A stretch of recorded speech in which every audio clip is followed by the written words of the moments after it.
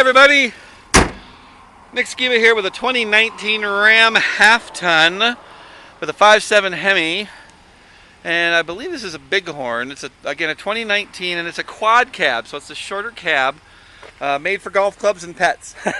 This one has a bench seat, so that folds up, and then we've got our nice Bighorn touchscreen with backup camera and our stack. Just moving across so you can see it. 25, let's call it 26,000 miles. It's close enough. It's 25.9 on the mileage. Hands-free Bluetooth. Perfect inside and out. Good tires. Good looking truck. Silver in color if you can't tell. Sometimes the lighting plays tricks with you on these cameras. Spray-in bed liner right there. The body's perfect. We sold it new here. Actually, there's a guy that trades just about every year.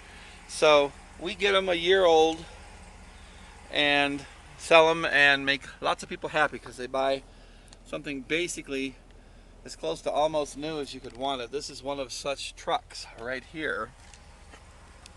Cloth interior, clean and straight body, gorgeous truck, attractive price. Where else are you going to find something this nice but Snowy Mountain Motors in Lewistown?